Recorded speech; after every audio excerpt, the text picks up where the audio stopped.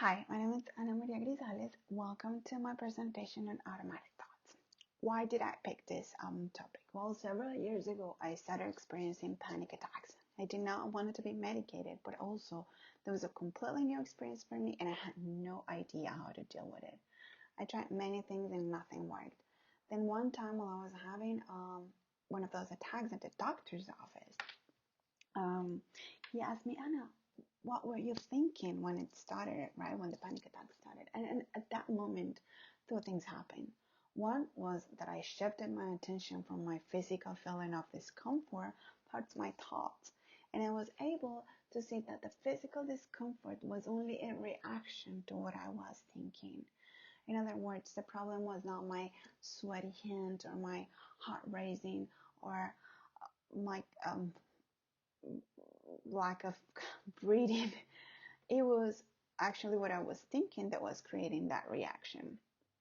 Uh, so from that moment on, I do try to be more aware. I can see that those things are linked together, and I try to be more aware of my thoughts. But it's hard because automatic thoughts are very intrusive, and they happen in a subconscious level, right? They don't happen. You're most of the times we're not aware of our thoughts. There's so many. It's hard to keep track of them, but it is important to be at least partially conscious of what we're thinking. I would say, if it's possible, it is quite important. So, welcome to my presentation. I hope you enjoyed as much as I enjoy making it. I learned a lot of very interesting things on this topic, and nothing. Welcome. No, this is the official definition of automatic thoughts. They're images, words, or other kind of mental activity that pop into your head in response to a trigger. Those thoughts can seem mundane or unimportant, but they can in fact be extremely impactful. And that is absolutely true. Well, according to the articles that I'm citing in my paper, we'll see more about it. But yes, the negative automatic thoughts have a very high impact on our behaviors as much as the positive automatic thoughts have a positive impact in our behaviors and the way we respond to triggers and the way we go about life. So since this is a psychology of assessment class, we want to concentrate on psychometrics. So how do we measure thoughts, right? Luckily, there was a ATQ or automatic thought questionnaire created in 1980, and it was created by Philip C. Kendall and Steve D. Holland to measure the frequency of automatic negative thoughts. Now, this is a 30-item questionnaire, and the responses are on a scale of 1 to 5. 1 being not at all, 3 being moderately often, and 5 being all the time. The scores range from 30 to 150, in which a high score represents higher recurrence of negative thoughts, and there are different subgroups in the test. So each subgroup is kind of an indicator of a different outcome. For instance, on the first subgroup, we have items 7, 10, 14, 20, 26, and those are related to personal maladjustment or desire to change.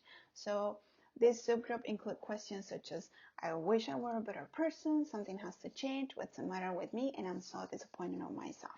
Right, then we move to the second subgroup, which includes indicators. It's an indicator of a negative self-concept and expectations. And those are questions 2, 3, 9, 23, 24, 28.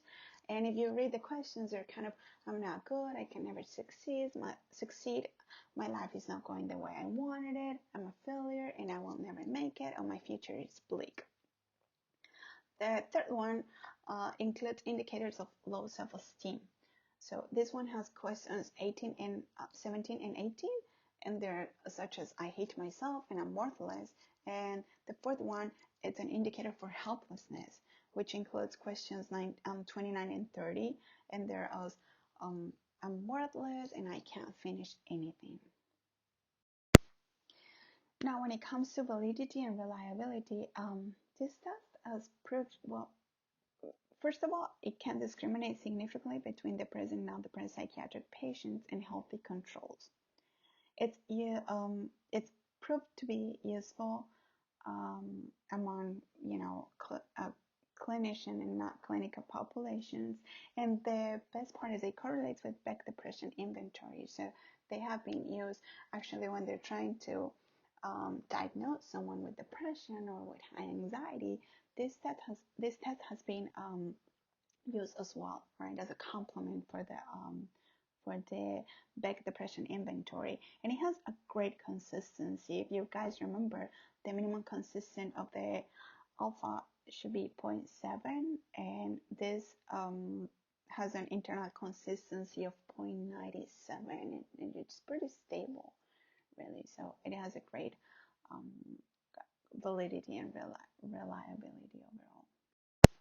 The demographics. Well, I thought this, when I was doing the research to write my paper, what I find out is that um, most of the studies have been done in undergraduate male students. However, I was able to find some of the, I did wanted to include some diversity. So I've used a study with the Chinese, European, and North American university students and military subjects, mostly male, 18 and older. And I was able to find a study which was very interesting, and it was on postnatal depression for Chinese women in rural areas. So, I was able to maybe prove a little bit of diversity and how the test works and what's the validity among different or more diverse populations, and those were the ones I used for the purposes of this study. I used Chinese, American university students, military subjects, male 18 and older, and pregnant women from rural areas in China.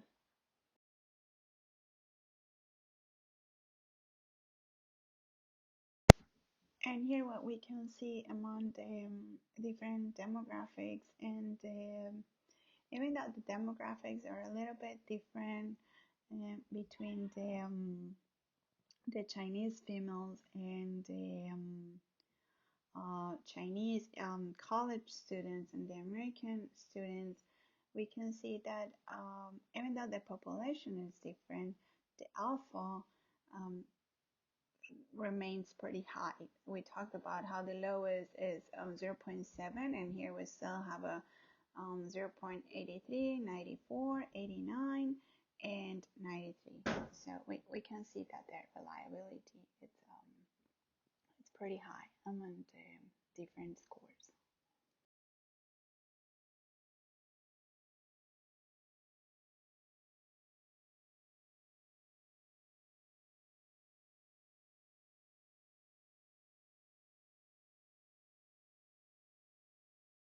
In terms of strengths and weaknesses, one of the strengths is that it can discriminate between depressive and non-depressive individuals. It has an excellent reliability and consistency, and we just look at the scores in the slide before this one, and as you can see, the scores are very reliable. I mean, they're excellent. They have an excellent reliability and also consistency, right?